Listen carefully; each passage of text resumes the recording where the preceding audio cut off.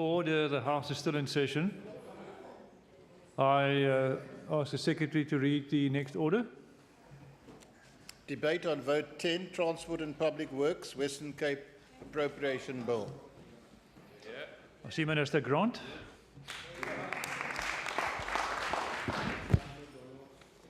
Deputy Speaker, Premier, Chairperson and other members of the Standing Committee, honourable members, guests, Head of Department Jackie Gooch and senior officials, visitors. By now, the broad effects of cuts to provincial funding which National Treasury has been obliged to impose are generally known. Given the time available, I do not think it necessary for me to spend time again exploring all the details of the ongoing economic challenges facing the country as a whole. Suffice it to say that in recent speeches in this House, I've made it clear where I believe much of the blame for the worsening position of South Africa within a worldwide economic malaise lies. No country can afford to play fast and loose with key anchor cabinet positions such as that of the National Minister of Finance without its paying a massive price. In the case of South Africa, the initial price is an estimated 500 billion rand and an aggravated crisis of investment confidence. It is simply naive to think that shambolic actions at government level will be ignored or overlooked by the factors and conditions which drive healthy economic development. As the Minister responsible for Transport and Public Works, I can benefit the people of this province much more by applying my energies and the skills of my department to addressing the challenges of the restrictive fiscal environment, whatever the causes. Let me now turn to the budget itself. What are the facts of the overall Vote 10 budget for 2016-17, which I am addressing here this afternoon? This time last year, I indicated that the projected budget for this financial year was 7.1 billion, which would have been a slight increase over the 6.76 billion of last year. In fact, Deputy Speaker, the increase is lower than projected, and the 2016-17 budget is 6.79 billion, an overall increase of less than 0.5%. This lower amount is scheduled to rise to 7 billion in 2017-18 and to 7.23 billion in the outer year of the MTEF. The Department of Transport and Public Works, in line with other provincial departments, operates on the basis of various programs. In the case of DTPW, there are 6 programs, each of which has to be funded from the 6.79 billion budget for the department. From a program perspective, the allocations are as follows in the coming financial year. Administration, 180.326 million. Public Works Infrastructure, 1.68 billion. Transport Infrastructure, 3.15 billion. Transport Operations, 1.08 billion. Transport Regulation, 629.92 million. And finally, community-based programs, 59.21 million. The DTPW is also the infrastructure implementing agent for both education and health in the province.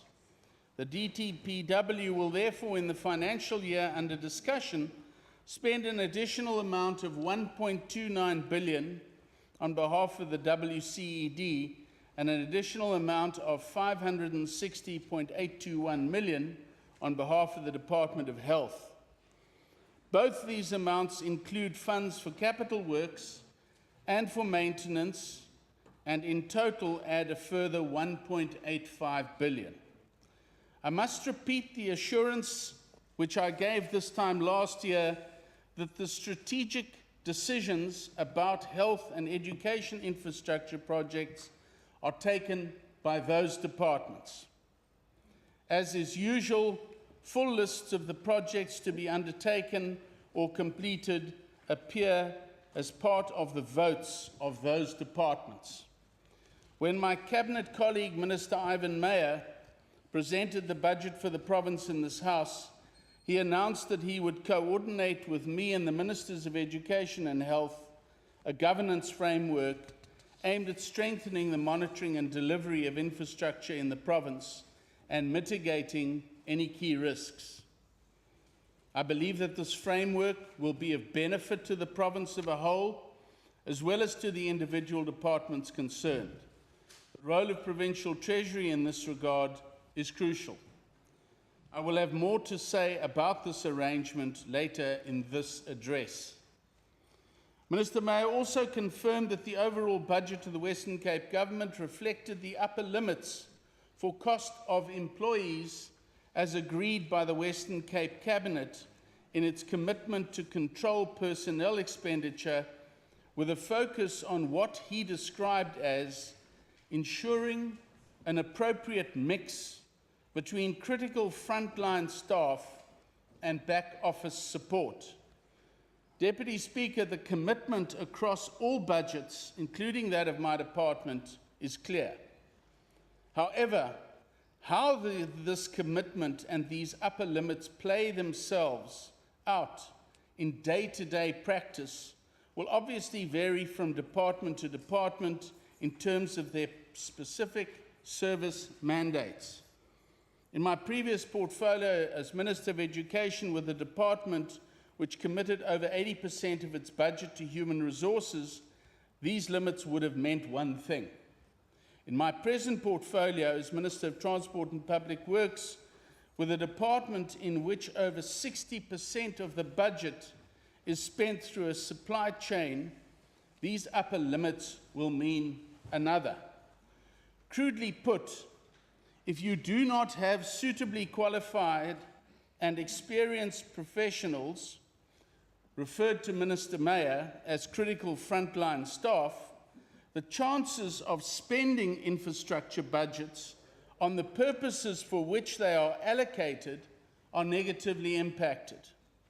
Perhaps the most startling example in recent times can be drawn from the USA.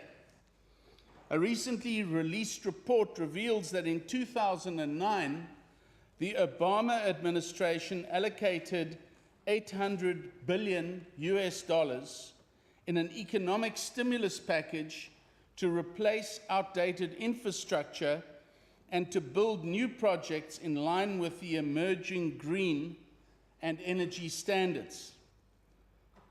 Deputy Speaker, 5 years later, the White House announced that only $30 billion, a mere 3.6% of the original package, had been spent, and this largely on transport infrastructure.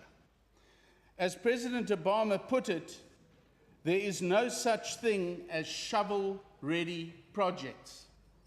The combination of a shortage of skilled professionals and an exponential increase in the complexity of the regulatory and environmental context can make delivery very difficult. In the case of my department, only 11% of the total budget is for the cost of employment, including, obviously, the frontline staff needed to oversee planning, design, allocation of tenders, and monitoring of the work. 11% is used, therefore, to deliver over $6 billion of my department's own budget and an additional $1.85 billion for education and health. Deputy Speaker, time does not allow me to deal with the wide-ranging challenges facing not only the Department of Transport and Public Works, but all built environment sectors in South Africa, when it comes to obtaining the services of appropriately qualified staff. However, you can take it that my department is familiar with the extensive research which has been done by, amongst others, the Council for the Built Environment. The picture which emerges is not a rosy one. In the face of this and the costs of employment limits which have been set, we have planned to manage the situation through at least the following steps. Firstly, prioritization of posts through a high-level departmental committee. Secondly, any post which becomes vacant during the year will be considered against set criteria. Thirdly, early review of posts that will become vacant when people retire in the next year to determine whether the post should be filled. And finally, a focus on delivery for infrastructure and posts which support such delivery. We also continue to run our successful Masaki Sizwe bursary program in conjunction with the private sector. In 2016, this program has 172 bursary holders, over 80% from previously disadvantaged groups. I referred earlier to Minister Mayer's commitment to the establishing of an infrastructure coordination and risk mitigation framework. One of the great advantages of this framework in the present climate of reduced costs of employment budgets and a scarcity of technical and scientific staff is that it will allow the ministers involved to explore the possible combination of the professional teams where available and appropriate as an example of joined-up government in action. Deputy Speaker, faced with the reality of providing frontline services during fiscally difficult times, the province cannot consider only cutbacks. Order. You may continue now. I think the Honourable Doug Moore has his chance just now. He's getting his chance, you're correct. Speaker. Deputy Speaker, faced with the reality of providing frontline services during fiscally difficult times, the province cannot consider only cutbacks. It is crucial that the province reevaluates its fixed asset portfolio with a view to pursuing a variety of options. These options could range from the use of various special purpose vehicles and PPPs for development purposes, through development partnerships to outright disposal. The present regulatory environment is complex, and the existing Western Cape Land Administration Act, which has served the province well since 1998, is not entirely aligned to the Government Immovable Asset Management Act of 2007. For this reason, I will in the next few months be taking to Cabinet a draft Western Cape Immovable Asset Management Bill to be released for public comment with a view to being tabled for debate and adoption. When enacted, this legislation will provide a clear basis for the acquisition of immovable assets and the disposal and development of provincial state land. In the meantime, following announcements in this House by the Premier, Minister Madikizela and I have released details of the exciting Live, Work, Play pilot development on the previous Conradi Hospital site in conjunction with the City of Cape Town and private sector role players, identified through an open public process, a real game changer in property development terms. Deputy Speaker, the province continues to receive positive comments about the provincial road network, Just last Thursday, I welcomed back in Cape Town, with Minister Mayer, a group of vintage car owners from Europe who had completed a 2-week journey in 28 vintage cars shipped to South Africa for this purpose. Their road trip took them through the Karoo and onto Plettenberg Bay and back via the Garden Route. They were all full of praise for the state of the roads they used.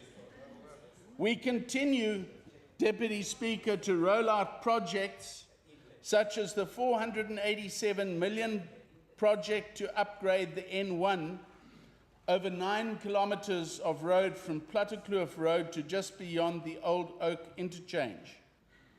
The N1 is undoubtedly one of the more important roads for this region, and improving travel times and easing congestion remain imperatives.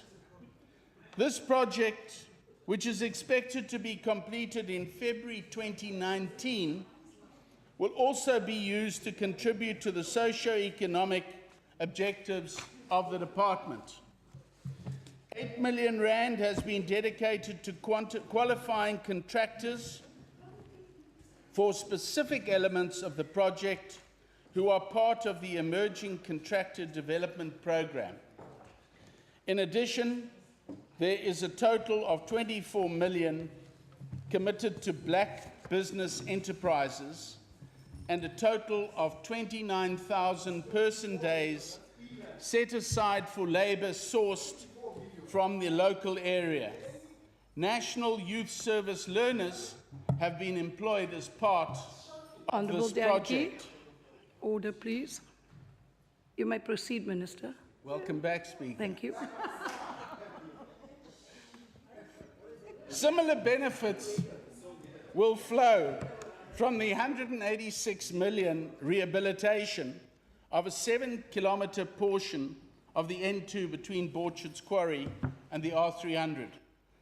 Better street lighting will also be installed in support of improving road safety. The 50.696 million has been allocated in 2016-17 and 20 million in 2017-18 for upgrading the 9 kilometres of the Slent Road in the Klipheuwel area from gravel to surfaced.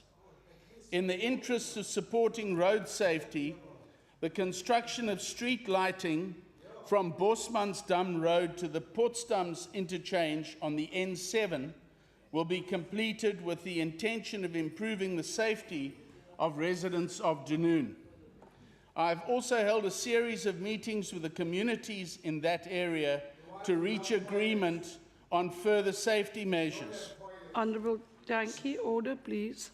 Speaker, given the fact that we are here just a few days after the Easter weekend, when thousands of road users took to our roads in a wide range of vehicles, private and public, it is appropriate that I say a few words about what appears to have been a successful, improved Easter traffic safety campaign on our provincial road network.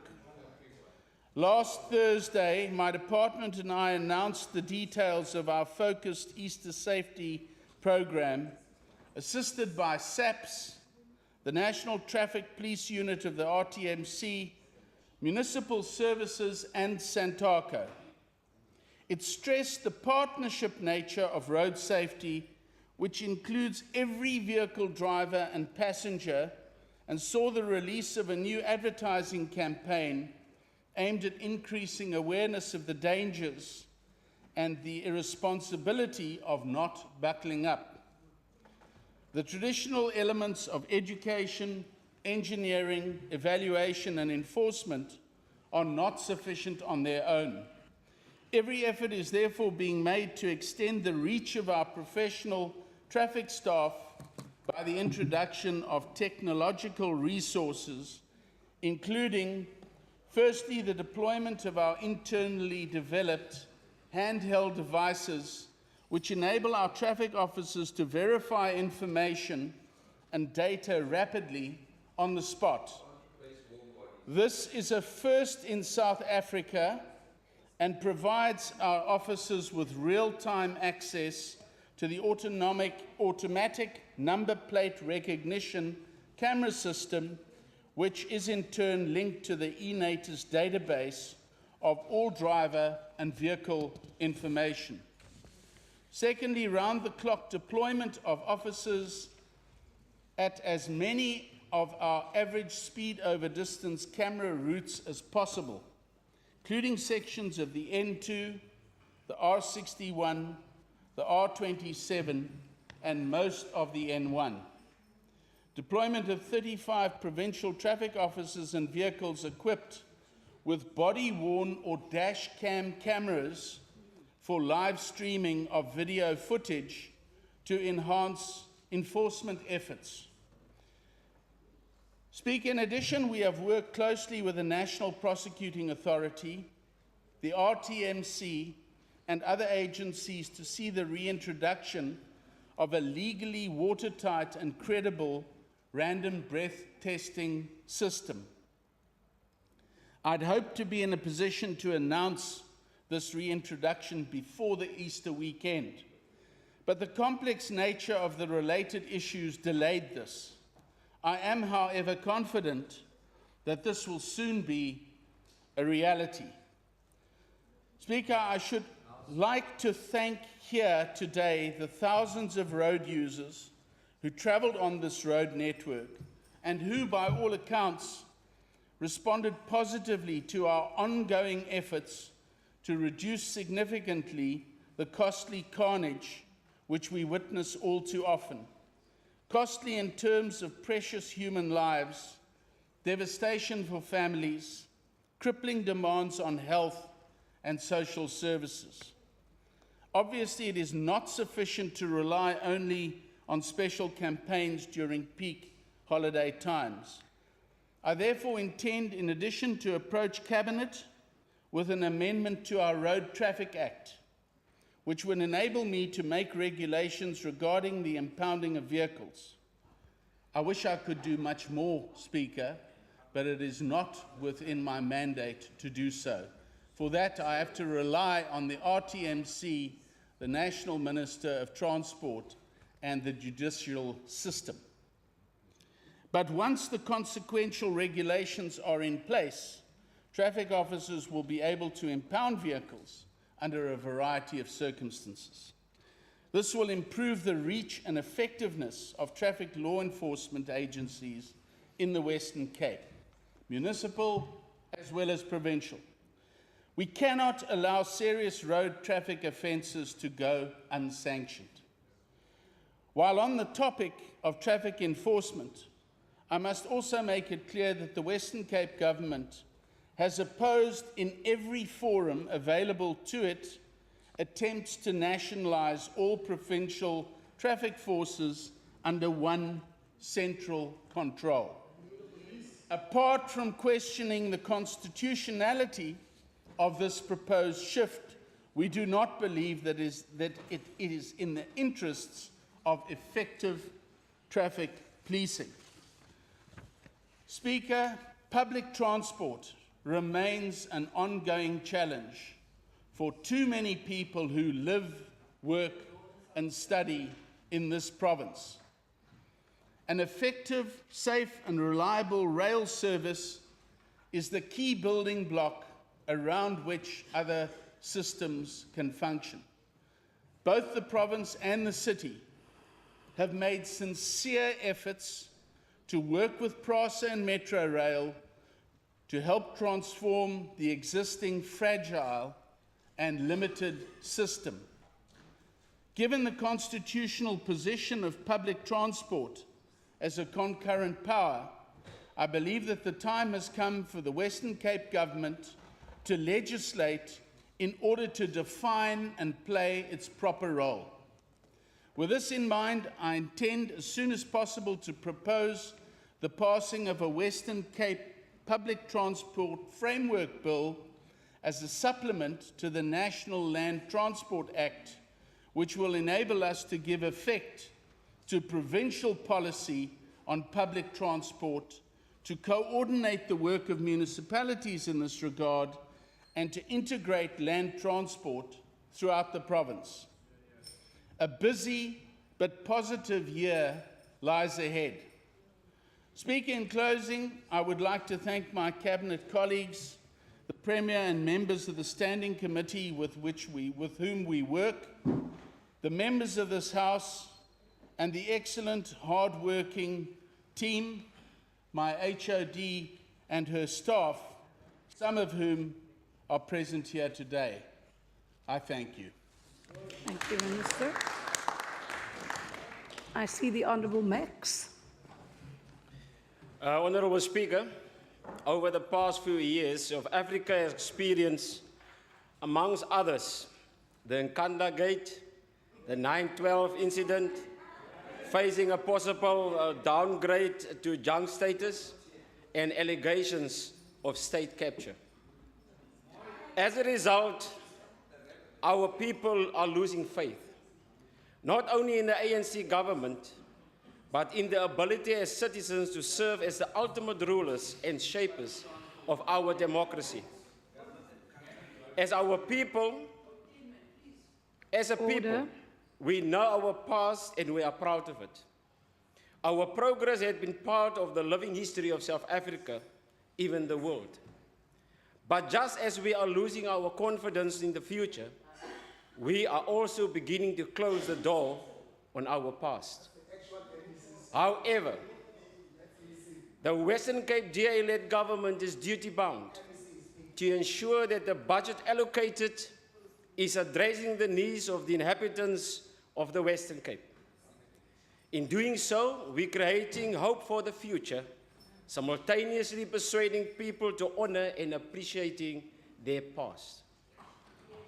As Portfolio Committee Speaker, I will follow the example set by my colleagues, not to act as a praise singer for the department. I am very much conscious of the fact that my duty is to oversee the executive and critically, however objectively, evaluate its performance. Order, please, members. Acknowledge achievements and draw the executive's attention to the critical shortcomings in its performance and community needs. Against that backdrop, Speaker, allow me to deal with the department. The performance environment of the department is, among others, to create opportunities for growth and jobs through construction and maintenance of sustainable integrated transport infrastructure that is safe, accessible and affordable. The provision of expanded public works program, work opportunities for youth, women and people with disabilities, contracted development programs, delivering effective and efficient traffic law enforcement by providing a 24/7 traffic law enforcement operational service, focusing on driver fitness, moving violations, vehicle fitness, pedestrian safety and crime prevention. Hence, Speaker, in relation to the above, we welcome the efforts of the Department of Transport and Public Works, empowerment programs, for example, 53 staff members who were supported through the staff bursary scheme and 853 through the workplace skills plan. 248 students were supported through the Masakisizwe bursary program. The graduate professional civil engineering program supported by mentors, professional development program which enables candidate engineer and architects who require training and development under supervision and professionally registered mentors. 162 contractors were further developed through the contracted development program.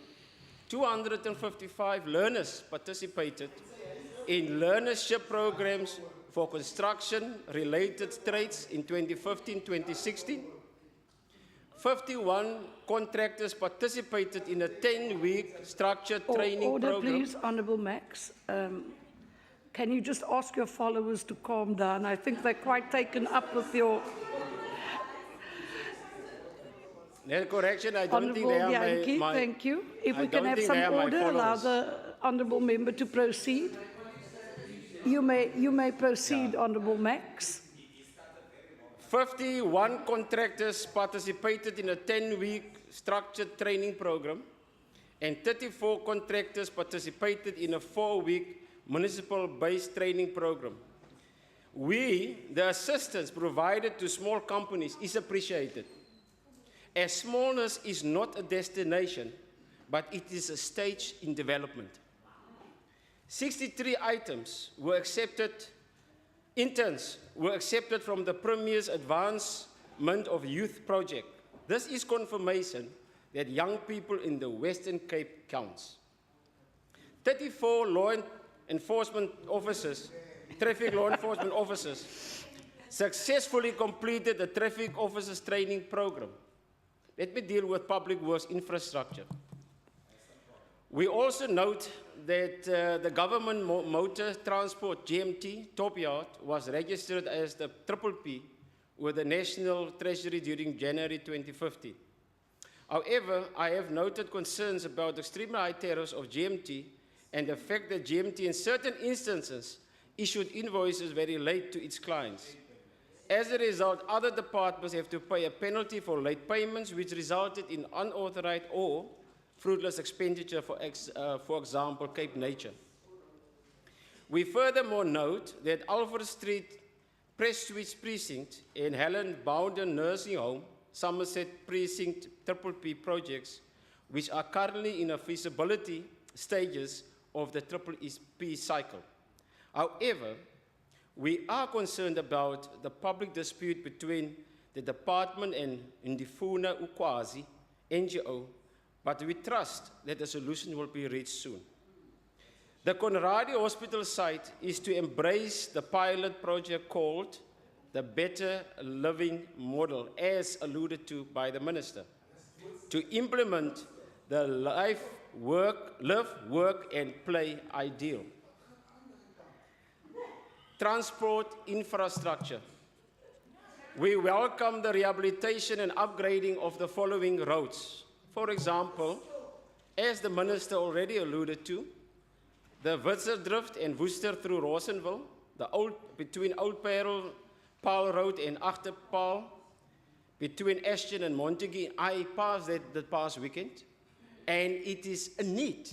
It is a real need. And I felt so good to see it's a government in action there. Between N2 and Stilbaai, between Borges Quarry and Swartklip interchange, between Durbanville interchange and the Old Oak interchange, between Mamre and Eiserfontein, and near Mauriceburg and the Divisional Road 111 between Kalbaskral and Malmesbury. Speaker, the aforesaid is indicative of a responsive government who listen to people and ensure that their needs are addressed. Unlike the ANC. We trust that the allocated budget will ensure that these projects are going to be completed without unnecessary delay. I am of the view that the status of your roads is a reflection of the status of your government. We, however, urge the people of the Western Cape using our roads to be patient and to work together with the authorities to improve the conditions of our roads as it is of national interest. Transport operation. Although we welcome the improvement of our roads to accommodate traffic, the solution to over-congested roads in the urban areas is public transport. Therefore, a prompt, accessible, effective, and a safe transport system is a necessity. It is for this reason, Speaker, that the departments continue Order, please, members. high-quality integrated public transport network, Go George, the development of the provincial public transport institutional framework, the management and monitoring of a subsidized bus operator, and the associated public transport operations grant, as well as its strategic approach to rail, is commendable. Rail transport, however, remains a serious concern. The safety, rail safety, is a concern. Transport regulation. Speaker, transport regulation. Speaker, as we applaud the efforts to improve the road infrastructure and transport systems, these roads and transport networks needs to be policed, among others, in an effective, professional, and visible manner. We acknowledged the implementation of technology, for example, the average speed over distance, the number plate recognition technology, and public transport marking system in order to manage human behavior. However, let me make it plain. Technology can never replace visible policing. It can well enhance the effectiveness of visible policing in order to act more proactively. Please note, the success of visible policing is not measured only in the number of arrests and in the issuing of fines, but in the absence of crimes committed. And in regard to traffic policing, the ultimate measurement is the absence of road deaths and related accidents. We have learned, Honourable Speaker, that the Western Cape during December 2015 and January 2016 festive season experienced about a 30% increase in road fatalities. And according to my information, as part of my oversight, which I received, the fatalities over the past Easter weekend were 6 on our national roads and 15 in the metro. In the metro, totaling 21 fatalities for the Easter weekend, 2 less than last year's Easter weekend. Speaker, the drastic decrease in fatalities on our national roads over the Easter weekend is commendable. However, the 15 deaths in the metro is of great concern and need urgent attention. Although we acknowledge the efforts and sacrifices of law enforcement agencies to reduce accidents, the real contribution in the reduction on our national roads in road fatalities is, in my view, was the behavior of the road users themselves.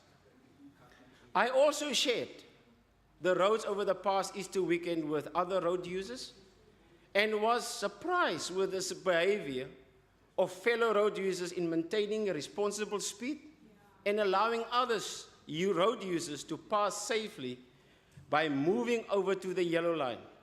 This includes truck drivers whom in the past were very reluctant to give way to other motorists. This behavior is commendable, and we should encourage road users to embrace and to maintain and even to improve on it.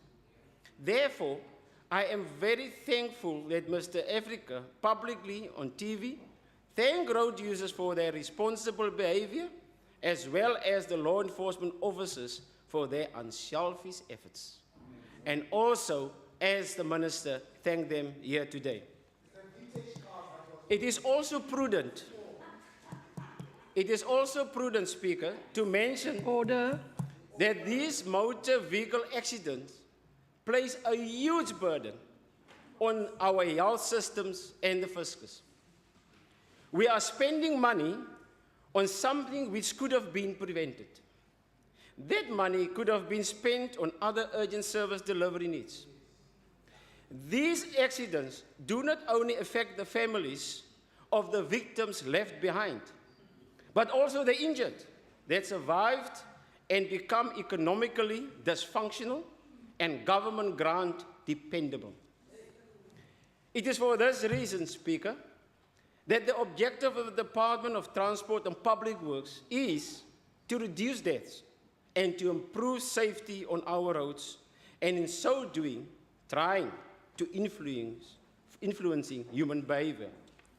It is an undisputable fact that most of our road accidents is as a result of human behavior. And proper, visible policing complemented with technology would assist in achieving the department's goal. However, the ultimate responsibility Order, please. However, the ultimate responsibility to ensure that our roads are accident-free begins with the individual. Speaker, there is a growing disrespect for traffic rules and law enforcement officers. The information I already shared with this House is not a message of happiness and reassurance, but it is the truth and it is a warning. We welcome any decrease in road deaths, but a decrease of only 2 fatalities doesn't give us reason to celebrate or to claim that the department is on top of the challenge. Speaker, the situation with regard to provincial traffic was at all times a concern to us and remained a serious concern as to the facts presented to the Portfolio Committee on the 16th of March 2016. The presentation indicates the following: that the provincial traffic allocation strength is 834. 211 of that strength are vacant unfunded posts, plus another 2 vacant posts. Total 213 vacant posts. It was quite discernible from the presentation that as soon as a post becomes vacant, it becomes unfunded. These vacant posts are inclusive of 5 center managers' positions. For example, Caledon, there's an acting commander since January 2016. George, acting commander since April 2015. Beaufort West, acting commander since August 2015. Laingsburg, acting commander since September 2014. Vredenburg, acting commander since November 2011. All these acting positions, those people don't get any acting allowance since January. This position is the longest acting position in Vredenburg. It's the longest of all of them. The person acted since 2007. During my tenure of opposition spokesperson, I placed pressure on the then Minister Leonard Rabandakani to fill the position, which he did in appointing Ms. Sobekwa. Order, Ms. please, Sobekwa, members. she did not have any traffic experience and held the position for 2 years. I am in favor, Speaker, of transformation in affording disadvantaged people an opportunity to also advance. But I am totally against the abuse of another race group.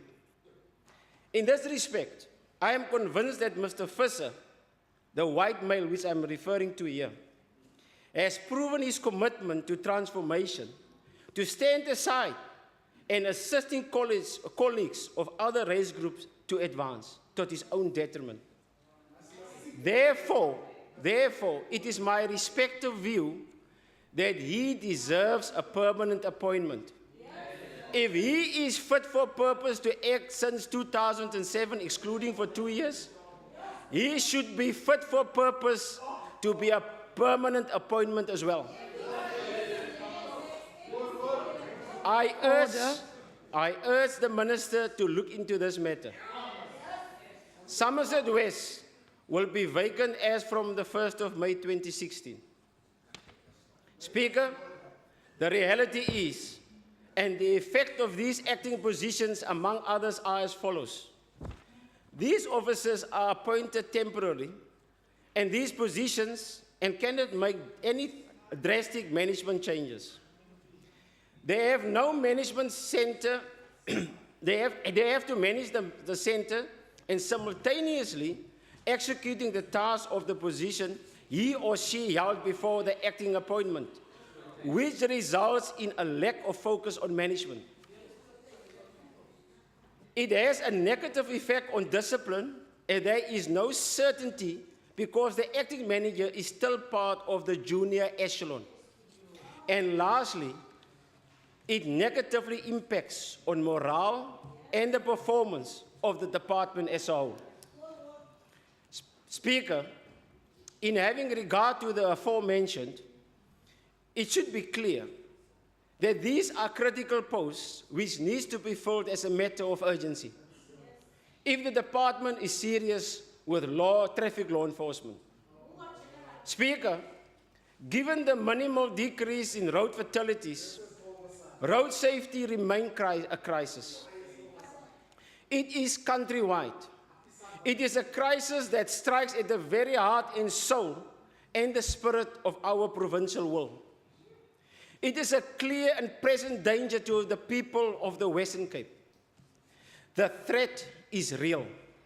We must deal with the lawlessness on our road on a war footing. When we enter the moral equivalent of war, Speaker, we cannot issue our officers with BB guns. These are the facts, and we simply must face and tackle it. There can be no commitment to address road fatalities if there is no commitment to fill these posts. What I'm trying to say, Speaker, equip our provincial traffic with human and material resources to enable them to execute their duties. I assume that it might be very difficult for the department to sympathize with families of victims of road accidents, while there are 213 vacant positions in provincial traffic law enforcement. Speaker, as much as we are concerned about traffic law enforcement on our roads, we are equally concerned about the safety of those who have to police those roads and to provide safety. Safety of our traffic officers is a first priority and is not negotiable. Only a safe officer can ensure safety. A dead officer is a statistic. We have recently seen a video clip of how a traffic officer of the city of Cape Town was shot at whilst busy issuing a fine to a motorist. Speaker, busy to ensure compliance with the rules of the road. It was clear that the assailant's intention was to kill this officer. He was alone and had no one to watch his back. I have subsequently noticed that the city of Cape Town have learned from this incident, as I saw traffic officers are being deployed in accordance with a buddy system. The city of Cape Town officers are deployed in an urban environment where backup is quick and streets covered with lights. To the contrary, our provincial traffic officers are most of the time alone, about 50 to 100 kilometers away from town at night, in the dark, vulnerable to attacks, whilst busy complying with the department's objective to ensure a 24/7 traffic policing. Speaker, this department cannot wait until a traffic officer gets killed before the powers wakes up and express condolences and make strong political statements. It will be too late. The time for action is now. It is for this reason that I call on the Minister and the Department to do everything possible to get the necessary financial assistance to arrest the situation. I am mindful of the fact that law enforcement needs to have to compete with other needs and priorities in the same budget. However, the beneficiaries of law enforcement services in many instances do not have a second chance on life. I understand, Speaker, that there is a call to save money and not to fill vacant posts. However, I am respectfully of the view that law enforcement positions should be the exception to the rule. One cannot save money at the expense of a human life. On a conspectus of the aforesaid, it is observable that provincial traffic is seriously under-resourced. Therefore, the department should seriously consider to review their policy and or arrangements in deploying trained traffic officers at weighbridges.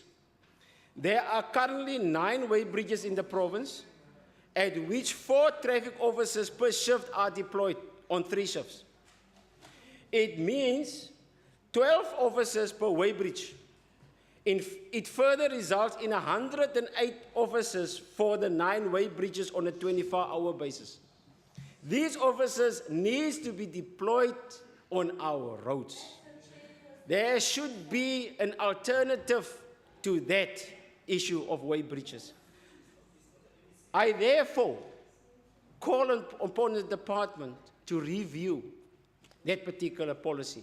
Speaker, there are currently 40 students in the traffic training college in Brackenfell who at completion of their training in June 2016 will have no jobs.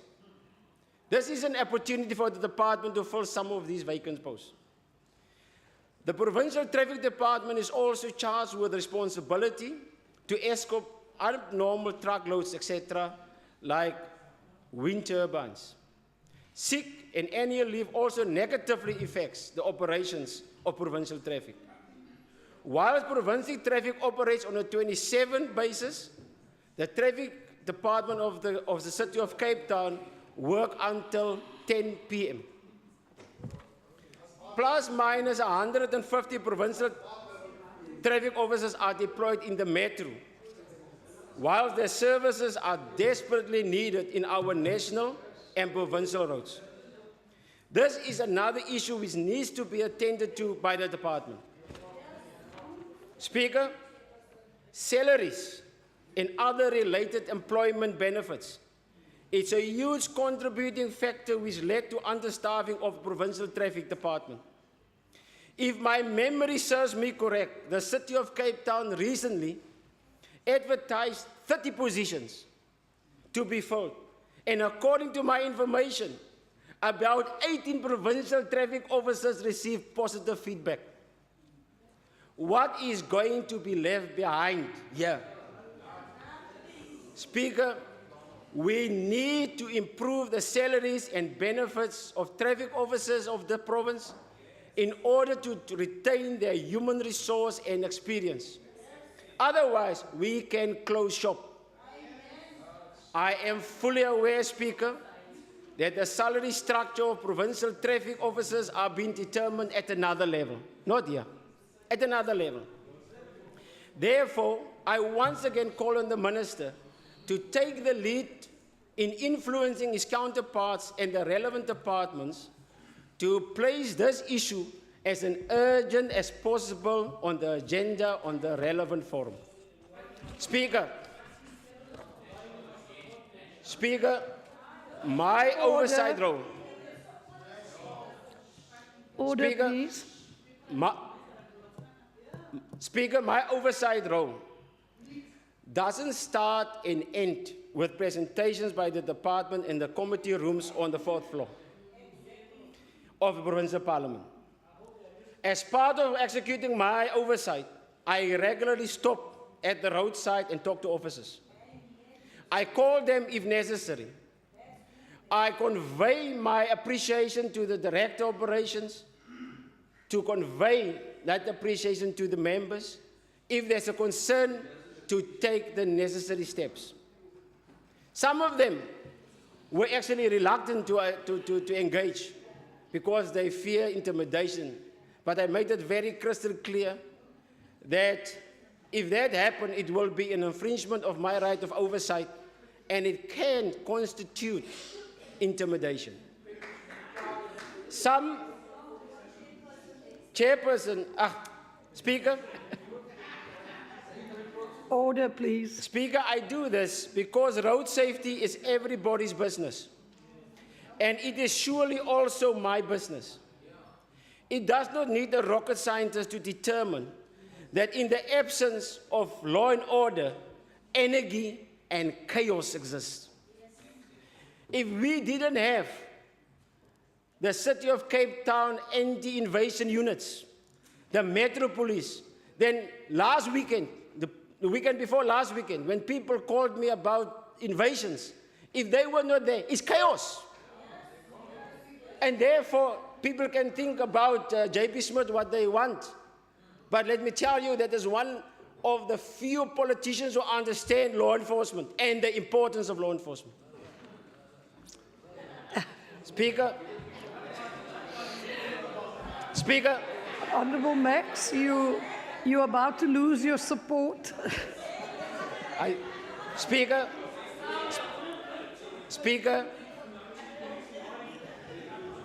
can you please ask my support to be quiet? Honourable members, if we can have some quiet, I need to protect the speaker on the floor. A little, if we can just... Honourable Speaker. Thank you. Honourable Speaker, despite all the shortcomings and challenges, I would like to place on record that the Democratic Alliance appreciates the services rendered by Provincial Traffic in all other traffic departments and law enforcement agencies. I therefore call on the general public not to regard our officers as enemies, but as friends.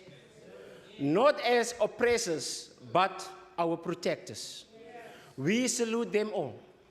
Speaker, I am convinced that little by little, we can and we must rebuild trust, confidence, and respect for law enforcement.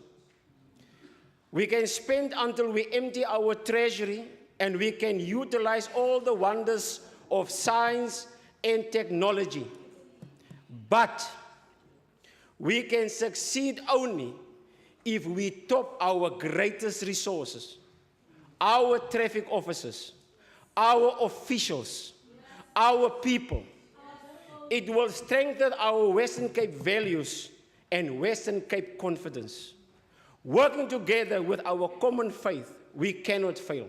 Speaker, the DA supports this vote. Thank you.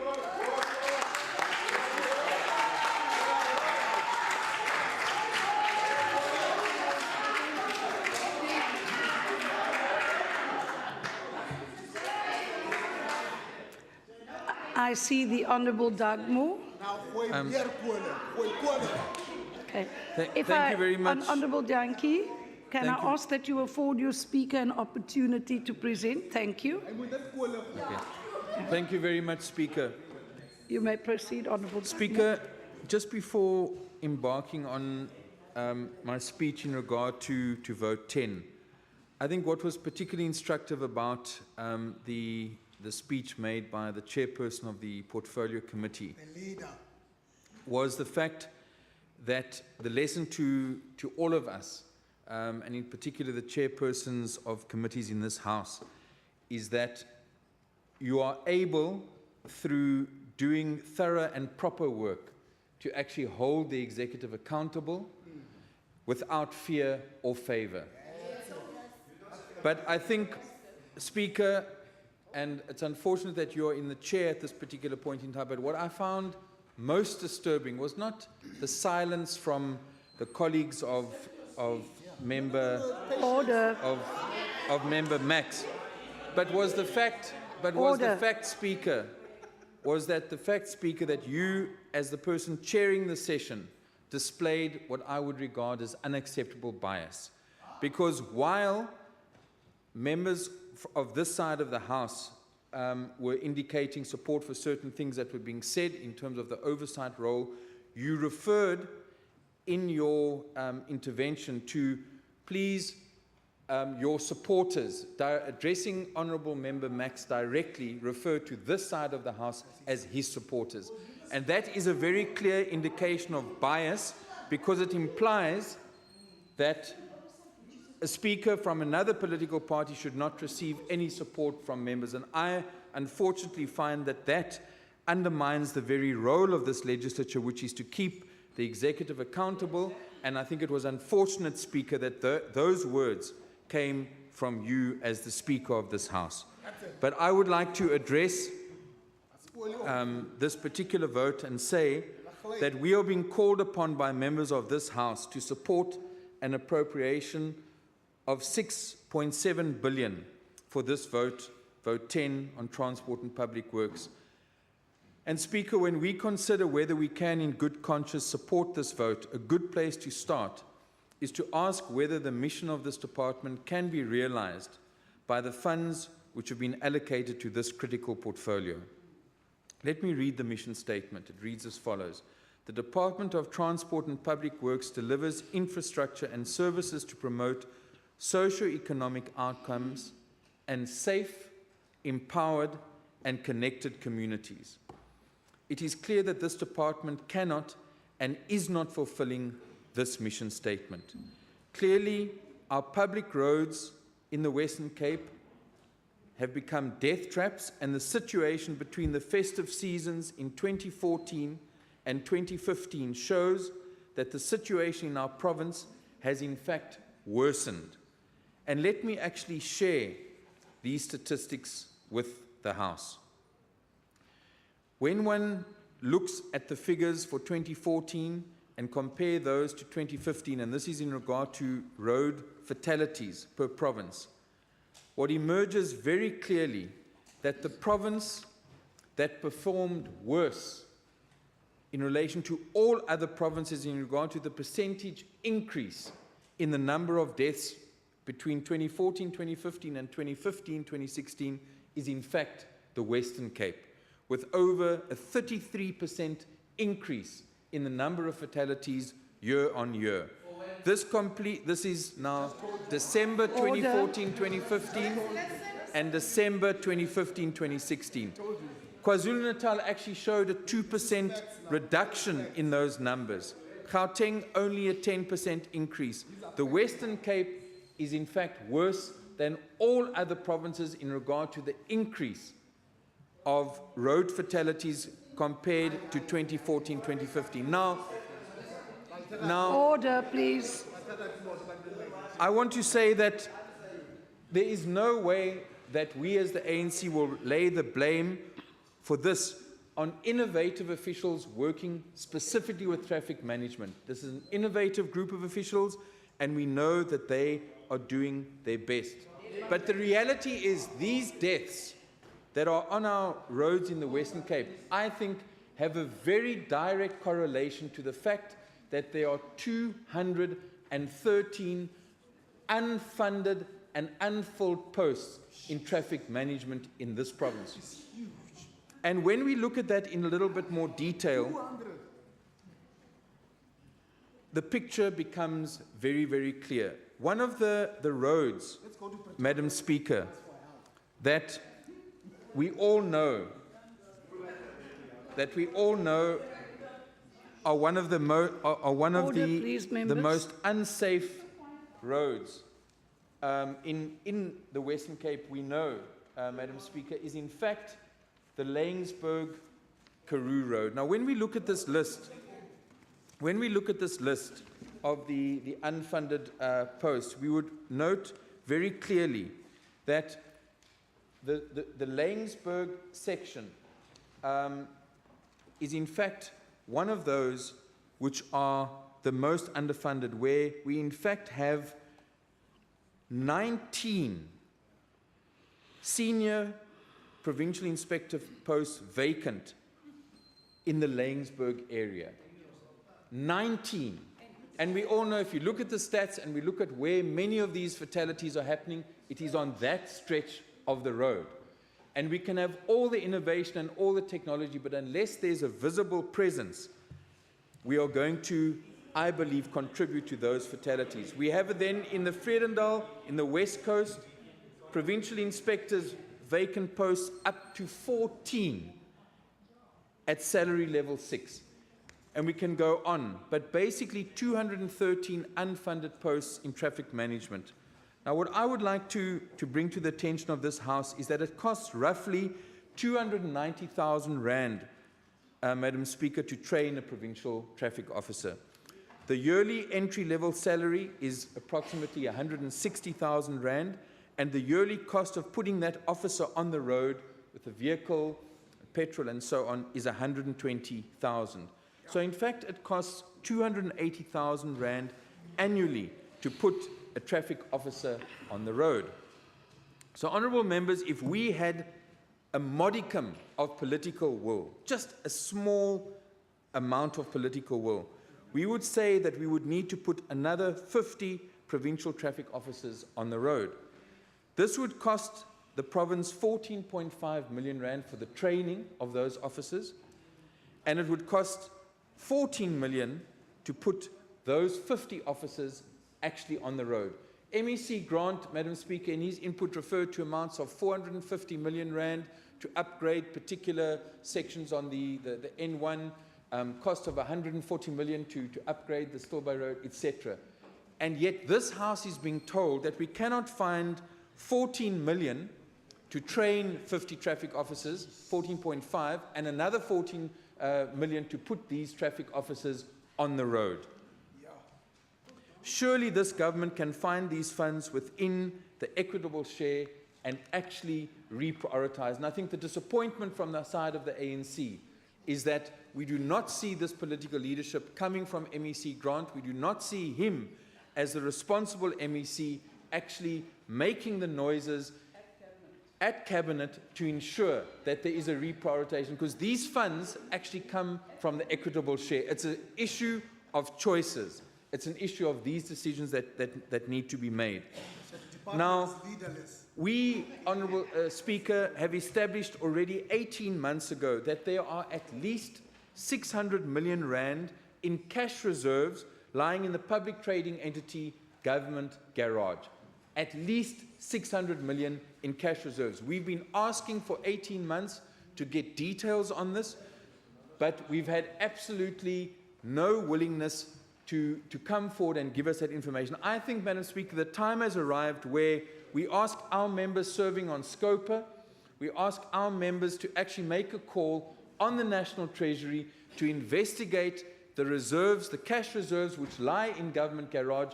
And in that regard, I must say that the point that Honourable Member Max has made in regard to the issue of what you prioritise in regard to unfunded posts, surely issues around law enforcement, issues around school safety officers, issues which actually secure the safety, which is the mission of this department, should be prioritised. And I think the time has come now to open up the books, look at the cash reserves that are available in the trading entity, and see how we can fund this particular issue of traffic law enforcement, because visibility at the end of the day is going to contribute to the situation. And if one looks at the pattern of those unfolded posts, it is completely unacceptable that some of the major death traps in this province, such as the N1 towards the Karoo, has officers who are not on the roads as they should be. He is not hearing, this MEC is not hearing the cry of those affected by road deaths in our province. If we go into this matter a little bit more deeply, we can establish that this department has failed to permanently fill the post of 6 chief traffic posts. They continue to be acting, and these are in fact the commanders of the traffic officers working in different regions. Honourable Member Max, the chairperson of this committee, has pointed out, and he was wrong, it wasn't actually vacant since 2011, it's actually 2007. For 9 years, it may be corrected, that this House must insist on an answer today from MEC Grant as to why they have not filled those 6 chief traffic posts, and more importantly, when will they fill these traffic posts? Instead, we hear that there's a big push to fill the post of a director at the traffic college. How can, at this point in time, that filling of that director post be more important than confirming and appointing on a full-time basis these 6 chief traffic officer posts? It is absolutely critical, and we need a clear commitment today in this House from MEC Grant. And I noticed, colleagues, a flurry of activity between MEC Grant and his officials in terms of how to deal with this particular situation. We would have expected that he would have come here more prepared today to actually announce clear interventions, because these issues have been raised now for a long time by the Standing Committee. So from the side of the ANC, we say, number one, look at this whole budget. We have a budget adjustment coming up later this year. Reprioritize at least 14.5 million plus another 14 million to put in place 50 additional traffic inspectors on our roads. They can be, those 50 additional can be appointed on contract as the situation stabilizes. That is a proposal that we as the opposition are making, and we are interested to see what the MEC's response would be.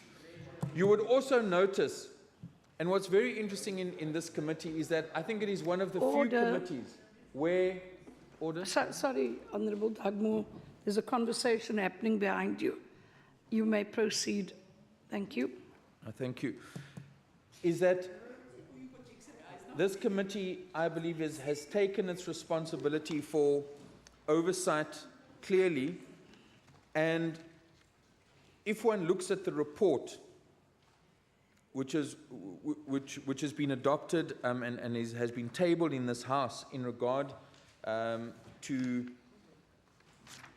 vote 10, there was absolute unanimity, in fact, a common and agreed finding and concern that this committee expressed its concern regarding the continued lack of representativity that does not adequately reflect the provincial population in terms of race and gender at senior management levels. Now, that is what all of the members of the committee from the ANC and the DA felt. And I would argue that instead of the Chief Whip and others wanting to victimize members for expressing their views, this House should actually support this resolution, because it is now becoming an embarrassment that this department, year after year, is actually not showing the progress in establishing a department that represents the people of this province. Not in a crude way. Honourable Member Max made a very good point about a traffic officer who happens to be a white male that has shown his commitment to transformation. But we don't believe that this department, under the leadership of the MEC and the HOD, is taking seriously enough what it means to the people of the Western Cape to actually see a representative department across race, across gender, across disability in this particular department that renders these particular services. It is simply becoming unacceptable that there is no progress, and the fact that this standing committee in a united way has raised this particular point indicates how seriously this problem, besides the fact, of course, that this in fact goes against employment equity legislation. It goes against the very constitutional mandate to ensure a representative public service. And I would like to ask the MEC to take this, not only to take this particular finding seriously, but to tell this committee what is going to be done in terms of the opportunities that avail themselves. And we would also like to know, and possibly the MEC can indicate to us whether there is any truth to the information that there are at least 10 officials who have suffered health problems such as high blood pressure, stress-related illnesses, and anxiety attacks within this particular department. We would like to know whether he is aware of that, and what are the actual reasons that these officials, mostly black South African officials, in the broad employment equity definition, coloured, African and Indian, have actually resigned from this department, and we want to hear that. So we've raised, firstly, the choices that need to be made around traffic management and safety. We've made proposals. Secondly, we've raised the issue of representativity in regard. The third point that I would like to raise goes to the issue of property management. Now, we know that if we look at the budget vote on page 447, there's a clear indication there as to what guides the approach towards the disposal of provincial property. And in regard particularly to the Tafelberg situation in Sea Point, what the budget says is the following: an in-depth assessment was undertaken on the Sea Point Main Road property, and that the recommendation from that assessment was that the property be offered to the market for an outright sale. The property was advertised, the tender closed. During November 2015, the Cabinet granted approval for the disposal of the property to the successful bidder. We've also now heard that there's a dispute that has been declared in this regard. Now, I think what this reveals, once again, characterizes the issue of the political orientation of this DA provincial government. Because here was an opportunity in Tafelberg. We hear a lot about the better living model in Pinelands. But here we have a property which had the potential to be converted residentially, to create for integrated settlement, particularly for communities such as domestic workers. But a conscious decision was made by the DA provincial government, led by MEC Grant, to simply sell that property to the highest bidder. There was a conscious choice which could have been made to integrate, to create residential opportunities out of the Tafelberg property, but that specific decision was not made.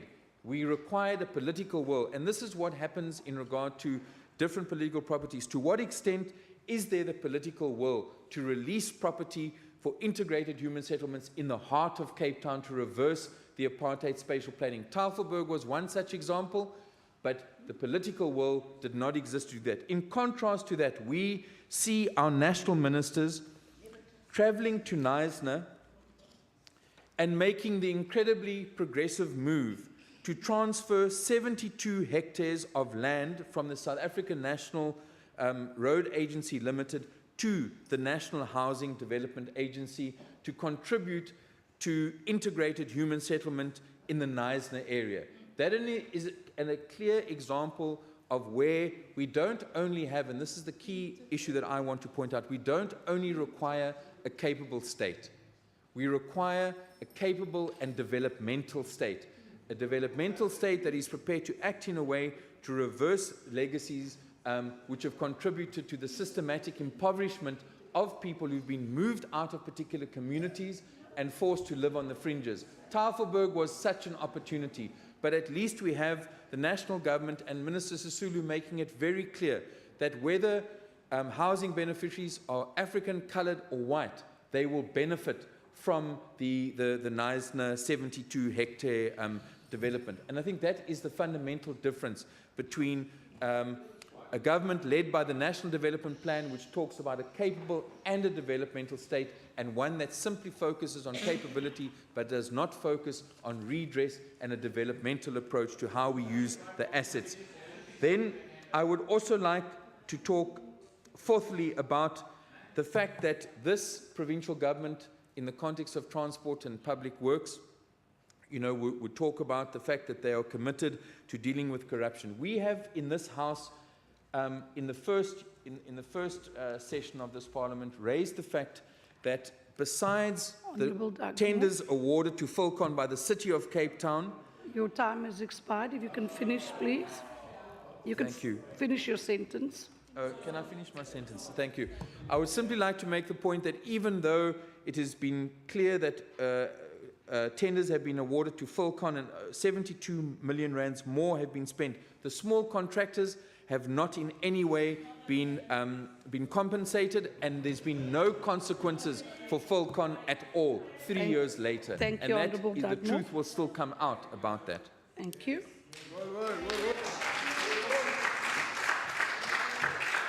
I see the Honourable the Minister.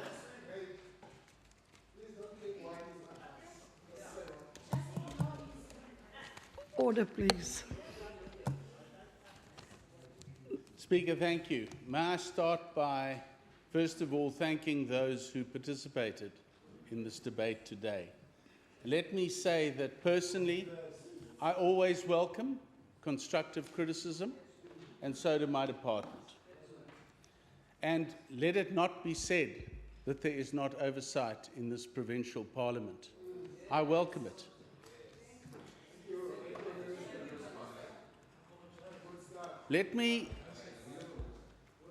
thank the chairman of the Standing Committee for his comments. I've made copious notes and we will follow up on many of them, but I'm going to refer to a few of the issues that he has raised.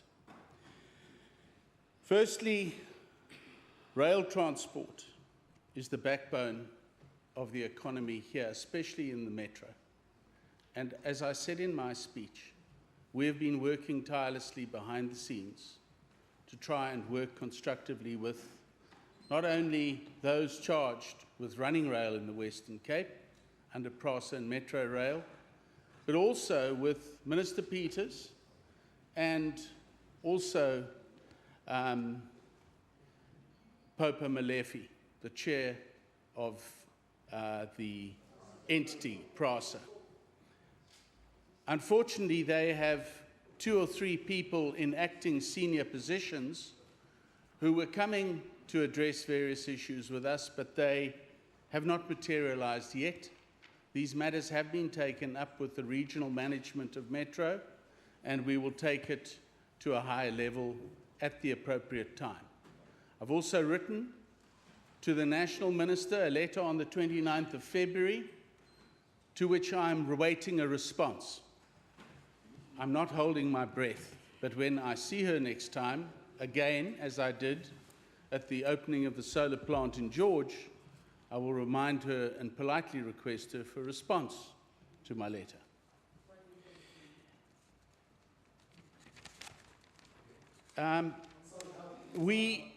As far as the vacant unfunded posts, because there was a constant refrain on both sides of the House in terms of our apparent lack of caring when it comes to provincial traffic. Let me say that we have already addressed this matter in detail in the Standing Committee. So it's very easy for members here to stand and grandstand when the answers have already been provided. And we agree that posts should be filled, but the House must be aware that with the budget cutbacks as a result of the nationally negotiated salary increases, there have had to be adjustments at a provincial level. And if you think, and the Minister of Finance is sitting here, there was no discussion in this regard in our cabinet in terms of the priorities of this government, let me assure you there were some serious discussions. No, we made the right choices, and I'll tell you why. Order. We decided, Speaker, Minister, please speak to me. we decided to put education and health's interests first as Sorry, people, as fronting to the public for the many people who want to come here. Yes, they do. And we've done a lot of work in that regard. Order, please. Allow the Minister to respond. And I just want to share with the House that ironically, after the last Standing Committee, where these examples were trotted out to us, now I'm fine, I don't need any more water. Let me just tell the Honourable Max that actually Mr. Visser does not meet the minimum requirements for the post. And I'm sad to have to tell you that in the public domain, as he has not got the required qualification. Order, please, members. And therefore, Speaker, Sorry, Minister, please take your seat. Chief Whip. Protection. I don't need from the protection. House. I'll just wait until they're finished. Sorry. Order, please, members. Minister, if you could direct your response to the chair, Speaker. please. Thank you. Order, please, members. I have taken note of what the Honourable Max said about the weighbridges. They are a concern to me too. But let me also say that if you look at the value of investment in our roads, those weighbridges are absolutely critical to ensure that people who overload and destroy our 68 billion rand road network, which will cost 98 million to replace, it is essential that we put resources there to protect that asset. Because that is one of the functions of my department, Speaker, to actually protect our assets. Let me Order, then please, move on members. to the Honourable Dugmore and say we also are very saddened by the large increase in the number of fatalities over the festive season. It hurt us more than you can imagine because we had planned very effectively for that period. But if one looks at those statistics which we did early in January in Pretoria, 82.2% of the people who died on our roads were driver-related causes. And those driver-related causes are well known to this House. They are speed, they are distracted driving, they are alcohol, and basically there's also a lot of fatigue in the long stretches on our provincial roads. And visible policing, Honourable Cameron Dugmore, will not solve that problem. Deputy Speaker, what is required is an increase, as I said in my speech, Order. in terms of the justice cluster and the RTMC to take more effective action against driver misbehaviour on our road.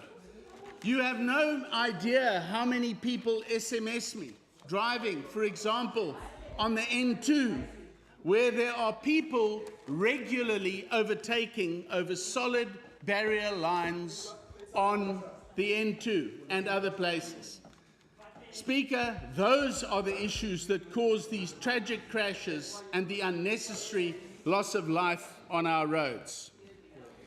Then I want to come to the remark which the Honourable Dugmore made about our so-called 600 million cash reserves. I'm not sure if he was still there in the standing committee when our CFO unpacked for him, or people who were there, the details around the assets which are in transit at any one particular time at the end of our financial year. And I can see him nodding in the box. You remember that. So therefore, these are not funds lying idly around. They are there to replace vehicles. And we cannot use that for basically other resources. And let me say that it's one thing to talk about 14.5 million to train 50 law enforcement officers. But what about the cost of the ongoing employment? That's the issue. Yeah. So the other issues, Speaker, I'm not going to respond in terms of some other issues, but let me close in terms of my response to the Honourable Dugmore, that how we see government is basically observing the rule of law, basically being accountable for our actions, and we take that accountability and your criticism very seriously, as well as building a capable state. We do not believe in a developmental state for the sake of an ideology. And as far as the Philcon matter is concerned, Deputy Speaker, maybe it's time for me to write a ministerial statement, which I undertake to do today, in response to the Philcon matter. We have absolutely nothing to hide in that regard, and I look forward to being afforded an opportunity in the near future. Let me end, Speaker, and just thank my ministry up there, some of you, for your support over the last year, and we have a long road ahead of us this year in a difficult department, dealing with huge cost pressures and doing our very best to be the backbone of this provincial government, my departmental staff members, and yes, just as an afterthought, Speaker, let me say to the Honourable Doug Moore, I'm certainly aware of 4 particular employees who are under huge stress in my department, and we are doing our best to help them to actually manage the situation as best as we can. And they are under pressure. Thank you.